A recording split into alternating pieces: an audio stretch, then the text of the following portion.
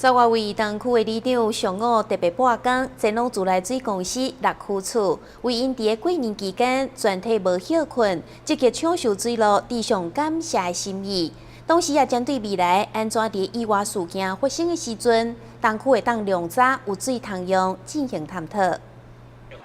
今日上午一透早，由东区中线里长带领着济里长，前往南门路顶的自来水公司6区处，向过年期间拢无休困、调度水车、抢修水路的工作人员表达10分的感谢。过年时间吼，这工程人员啦吼，是这送水的这人吼，嘛拢无休困啦吼，啊特别来感谢一下安尼啦吼。啊第二点诉求就是希望讲咱自来水公司，因为即届足侪民间的团体吼。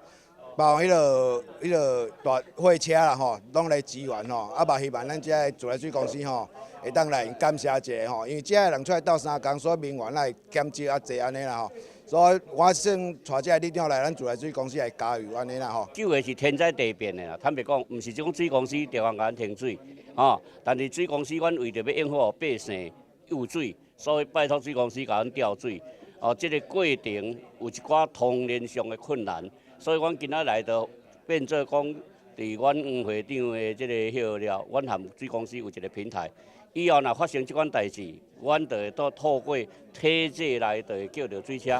因为地动的缘故，地歹南化水库通往东区的大管线，所以造成停水。为着要赶紧供水予民众，伫咧这段时间，自来水公司全体员工拢无休困。总经理讲到迄段时间的辛苦。也忍袂住，目眶拢红去，只希望民众会当多多体谅。我们同仁的那种辛苦，我看到一个赵科长，你看他有血压高，年纪又大，本来快退休了哈，那在这边坐镇，你看等下脚高前就在发抖啊，但我也不敢说，像我太太，她又住院，我本来也不知道，她是她妹妹跟我讲说，哎，她住院，我不能陪她，哦，也不能陪她，那我也没我就想说，哎。那时候还想说，那干脆，我想这件事情过后之后，完成工作之后，甚至我都觉得说，我都想说，是不是可以留一点时间陪陪家人？有时候那时候心里面是很难过，啊，所以有时候想想，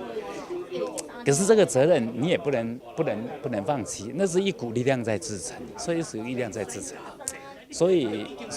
有时候，当然。不能够达到很多民众的第一时间的那种要求的那种希望他有水，我心里面是很难过的。当时济里长也趁着这个机会，向自来水公司建议，未来若是搁停水，要如何宣导，避免民众和伤过济而且错误的网络资讯来误导。有了这届经验，甲里长之间的探讨交流，相信自来水公司后一届面对停水的问题，会处理了更加好。台南新闻网张伟忠采访报道。